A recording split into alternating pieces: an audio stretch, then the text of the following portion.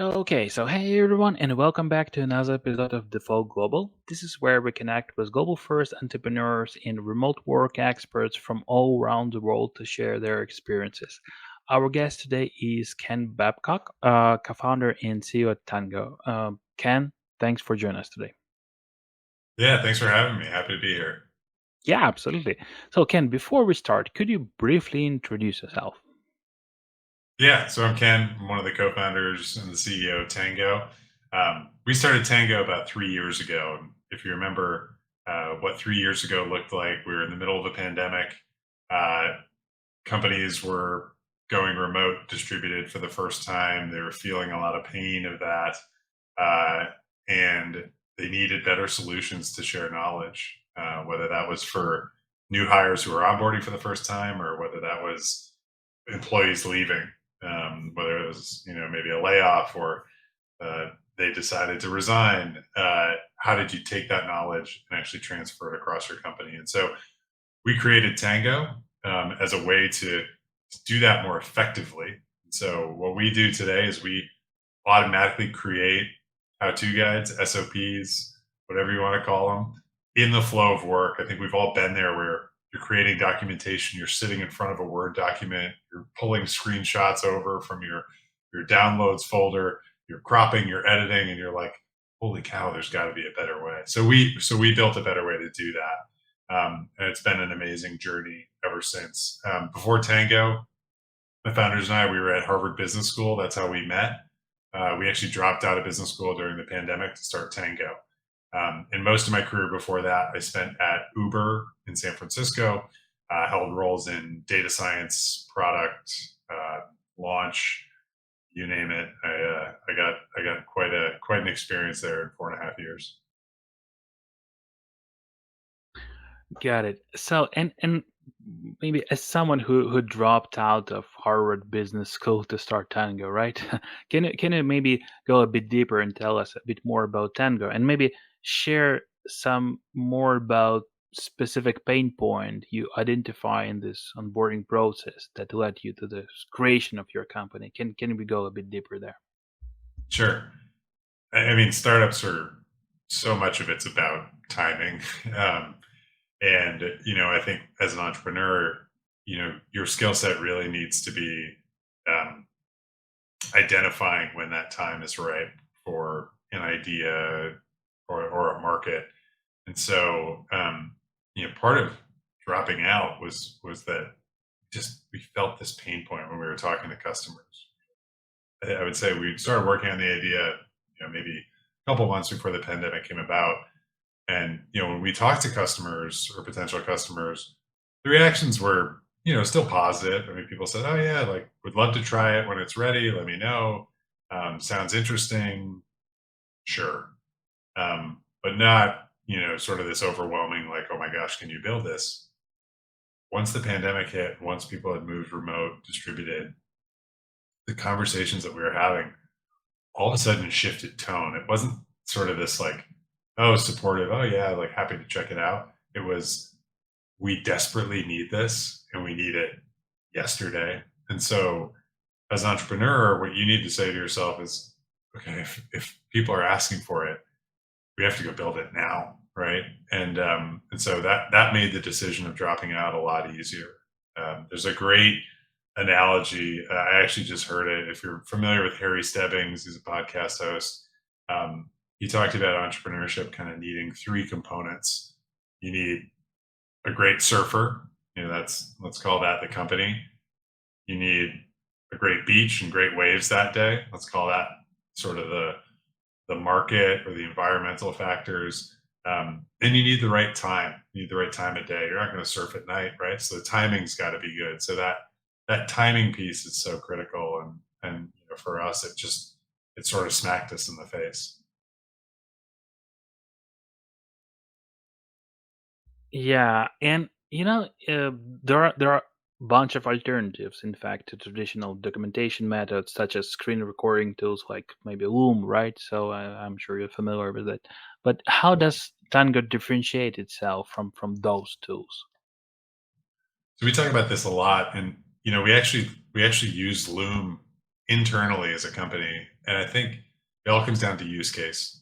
Loom is great for replacing meetings, giving kind of a one-way update, something that, might be, hey, a moment in time, ephemeral, that moment might pass, you're not going to revisit it later.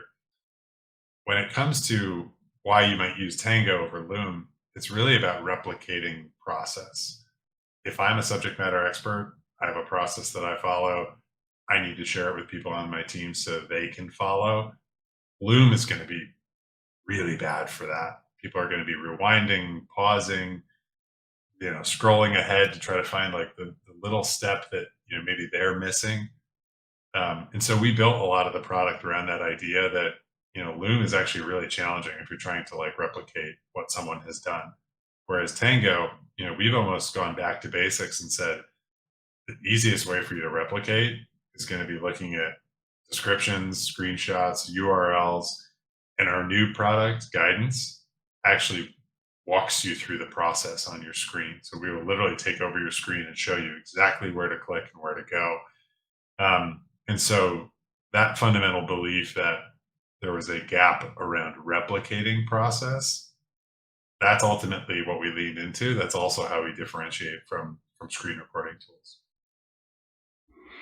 Got it. And throughout your career, you've been involved in building and scaling, I would say, global companies, right? So in your experience, what are the key factors that contribute to successfully building a global first company? Can you talk a bit more about that? Yes, I got a crash course in this at Uber. So, first team I was on at Uber was actually within our launch function. And the idea of the team that I was on, I was based in San Francisco, but our team in San Francisco was focused on how do we extract all the learnings from all these different markets that we were in. At that point, when I joined, it was 2014. We were in about 100 or so markets. Uber would eventually be in like 700 markets. And so there was a lot of growth yet to go. And so the goal was how do we synthesize everything that we've learned from those first 100 and apply it to the next wave of cities and the next wave of markets? And so a lot of that was figuring out, what is going to translate where. If we did something in Dallas or Miami, is that actually going to work in Delhi or uh, you know in Indonesia, in Singapore? Like, I mean, there was just a lot of nuance to that, and so I think the challenge was always how do you make these things fit? But what we did really effectively was we documented everything, we put it in a playbook, we established this like common language across the company for thinking about the business, and so when we'd go into a market. I actually remember we did this in Riyadh, Saudi Arabia, where we were setting up shop there. We had to hire all local talent. We had to onboard all local drivers, promote to local riders, and so everybody was sort of new to Uber there. But our team was sort of responsible with educating them on, hey, here's how you evaluate if things are going well. Here are the metrics that we care about. Here's how we talk about driver onboarding, or here's how we talk about rider engagement. These are sort of the goals. And so defining that common language as a company is so critical to scaling globally. I mean, we even had an acronym dictionary that we made for all of our launch markets. Hey, when we say, you know, uh, C to R ratio, that's completed to request for trips. Like that's the level of detail that we got into just to make sure that people were successful. And Tango has gained the significant traction since its launch, right? So it was over 200K users in just 15 months, right? How did you approach expanding your user base internationally? And what strategies did you find the most effective in capturing those new markets, those global new markets? Can you Yeah. go there? Yeah. So a lot of our acquisition strategy centers around tapping into communities of people that care about productivity, care about efficiency, care about new tools, care about knowledge, documentation. And so, I will sort of offer the disclaimer that we would love to be much more popular than we are internationally, even though we've made a lot of efforts there. We want to grow bigger there. But you said 200,000 in 15 months. We've been live now for call it 19, 20 months, and we're at 400,000. And so the growth just keeps going. But but coming back to that community strategy and how we've internationalized, we found those communities, those influencers, those newsletters within different countries. We did a partnership, with a really popular tech newsletter in Germany to just talk about Tango and how Tango could be useful. We started supporting more languages in the product. We started supporting Japanese characters. After there was a Japanese blog that essentially the ethos was work smarter, not harder. That was sort of the topic of the blog. They wrote a huge piece about Tango, and all of a sudden we had this inflow of Japanese users, and we needed to support Japanese characters. And so there are some like tech enablement things that you need to do in order to go global. But when it comes to growing and acquiring users, treat it the same way as you would if you're just in the US. How do I find the right communities? How do I find the right customers? What's the correct persona? You're going to have to do that internationally too. And sometimes, it's not going to feel like it's super scalable because you got to go into each market. But that's what we learned at Uber too. You have to have the boots on the ground. You have to put in the effort. Sometimes it's going to feel like, oh, this isn't as scalable as I'd want it to be. But these are all each their own sort of unique communities. And as far as understood, Tango's go-to-market motion has been focused mostly on this bottom-up adoption, right? So targeting Yes. frontline employees who are, who experience the pain point of creating these documentations and so on. So I'm just curious, how did you identify the specific customer segment, and how did you tailor your product and messaging to resonate with them? I guess that's pretty much the same strategy as like Slack did, right? So, but can you describe your way? How did you Yeah. do that? Yes. And we are lucky to call Slack an investor in Tango. And so there's a lot of stuff that we've learned from that team. But even before that, when we were talking to customers, when we were in our discovery phase, we had a prototype. We were not live yet. We would talk to both team leaders, team managers, and we would also talk to those frontline workers. And when we showed them the prototype and we talked about the pain point we were trying to solve, it resonated in seconds with the frontline workers. Team leaders would be like, oh, yeah, I think, yeah, my team does a lot of documentation. I'm not sure where it lives or how often they're doing it, but they're doing it. Frontline workers were like, oh my gosh, if you do this, I get a day back per week. Or if you give me access to this product, like I'll use it tomorrow. Right. And so that sort of helped us understand, okay, those are the people that we have to reach because they are going to be our advocates internally for the whole company. And so, part of our reason for going product led was ultimately, those frontline workers are going to be the ones that feel this pain point most acutely. So all of our messaging was tailored towards the pain that they're experiencing, the solutions that they're looking for, but they don't have the old way of doing things. I would guess that if a buyer, team leader landed on our website, they'd probably look at it and be like, "Yeah, that's not for me. I don't know if I care that much about this." Whereas, the frontline worker, when they land on the website, they're like, "Where have you been all my life?" And so that difference for us is what defined that product led motion. Um, Yeah, is where did those pain points? Going yeah. sales led just wouldn't have made sense. That's exactly what happened with me when I checked your website. So okay, let's talk about your team. So as a remote first company, yeah, you have this distributed team of how many, like 70 full-time members.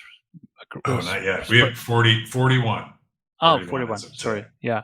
So could you maybe share some best practices in building this remote team effectively? Yes, it is. It's challenging. I think a lot of people look at remote and they say, "Oh, You can hire anywhere, you can save on office space, and that's true. Those are huge benefits.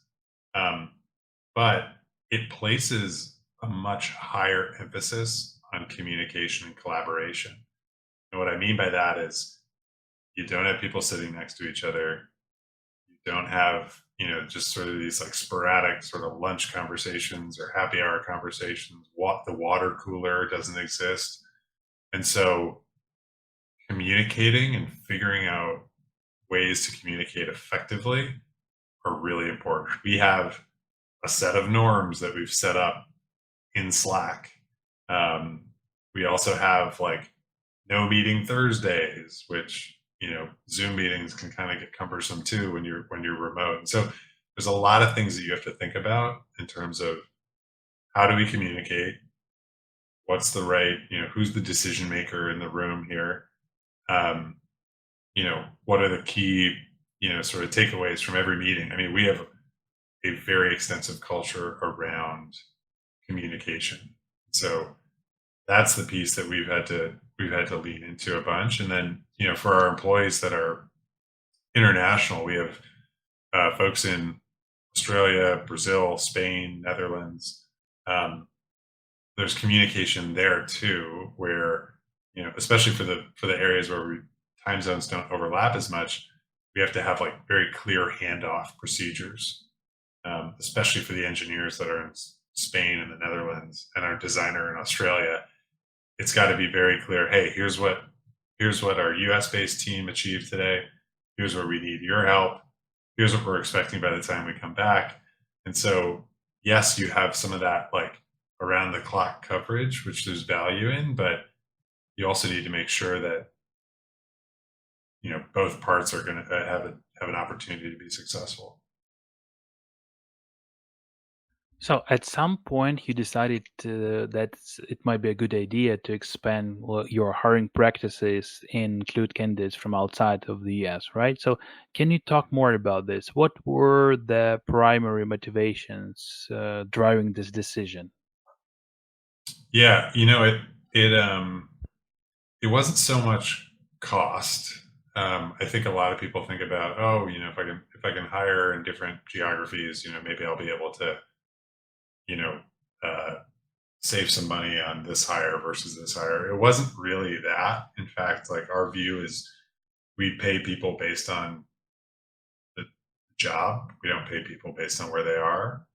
Um, and so for us, it was actually more about how do we acquire the best talent possible and regardless of where they end up being, right? And so we got lucky with an early engineer who's actually a contractor for us in the beginning, but the level of output was far beyond what we had seen on the team. I mean, he was running circles around everybody. And so that for us was a really eye-opening moment where we said we don't just have to sort of isolate ourselves to the US. There's talent everywhere, right? And I'll admit sort of our blind spot on that, but like once we met this engineer, it was like, okay, well, let's just find the best people wherever they might be. And so that kicked off, you know, basically this geography agnostic hiring process. And what was the main challenge of having this highly distributed team across different time zones, continents? Was it something related to culture, maybe employment, compliance, payroll, or there were something else? Yeah, I mean, it sounds trivial, but yeah, the employment compliance, registration, tax codes. I mean, you do have to be on top of that. And what is challenging about it is when you're a startup, you probably don't have someone who owns that, specifically. You probably don't have an accountant in house. You probably don't have a finance person in house. Definitely don't have a compliance person in house. And so we leaned on our legal team, our outsourced accounting team, some of our own fact finding to figure out how we could make it work. And so, you know, we definitely had to take a lot of steps to make sure that we were operating in a way that was fair and compliant, but that still pretty challenging. Got it. And I just have to ask this. You have raised this impressive 20 mil, right, in funding. So throughout your journey as a founder, you have emphasized the importance of capital being a commodity, right, while companies are rare. So could you share some insights into how this mindset has shaped your approach to raising funds for Tango? Yeah, and that mindset of capital being a commodity and companies are rare, it's also a reminder to me that the most important thing is that we are building and growing and improving as a company. Um, fundraising is not the goal. We always talk about that with the team. Fundraising is a means to reach sort of that next step of the long-term vision. Um, it can feel for founders to be sort of the the stick by which they're measured. How much money do you raise? Do you get to this round? Do you get to that round? But the reality is, you know, it's a means to an end. And so when you see really big rounds, especially what's happening now with AI, early stage companies raising hundreds of millions of dollars, that's because those business models are expensive. It's not like, oh, they did a really good job at fundraising, so they got all this money. It's to operate the company, you need that amount of money. And so um, I always try to like steer people away from those vanity metrics. I think the other thing too, I often think about Teddy Roosevelt's speech around the man in the arena, and it's great if you haven't ever read it. Very very motivating. Sometimes if I ever need to pick me up, I'll just read it. But it basically celebrates the people that are in the trenches, getting dirty, doing the stuff that's hard, building, improving, setting the course. And those are the operators. Those are the people within the company. And so when I say capital is a commodity, companies are rare, I really am I'm reinforcing the importance of what we're doing day to day versus what a venture firm might decide that we're worth, or a venture firm might decide that we deserve in terms of funding. Can investors be helpful? 100%. And you always are looking for the one that can be really helpful, can set you on a new trajectory. But that shouldn't necessarily be the expectation that an investor is going to change the course of the company. The company is going to change the course of the company. So that's always where that comes from. It's not a dismissal of venture funding. Yeah, yeah, couldn't agree more with that. So, and probably my last question, could you maybe elaborate on your future plans for Tango? How do you envision the evolution of the company in the maybe next couple of years? Yeah. So we have this underlying belief that the way companies use their tools, the way companies, you know, articulate their process and their knowledge, that's that's as much intellectual property as anything else. And I saw that firsthand at Uber. The way we operated was what made us successful. It was sometimes in spite of some other things that we would do. And so we believe in a future where companies recognize that, and they recognize how critical tools are to those processes and to those operations. And so, for us, we basically want to be every company's sidekick to basically say, hey, of the tools that you have, of the processes that you run, here's the best way to go about doing something. And that best way is informed by what your company's done in the past, what other companies are doing, what that specific product actually recommends doing. And Tango can kind of be that hub of what we call sort of like productivity intelligence to guide you on a path that maybe you wouldn't have found yourself. So the analogy that we use when we describe this very simply is we basically want to be the Waze app. It's a navigation app similar to Google Maps, but more crowdsourced, more bottoms up. We want to be the Waze app for the workplace, so that wherever you are, whatever process you're doing, you're never unsure of where to go next. So that's really the future that we anchor on. And that's awesome. Um, I guess we're good. So thanks a lot, Ken, for sharing your insights on this international hiring, on remote first culture that you have in your company, on fundraising. Thanks a lot. We wish you and Tango all the best in your journey. I appreciate your time very much. Thank you. Thank you for having me. It was a lot of fun. Absolutely.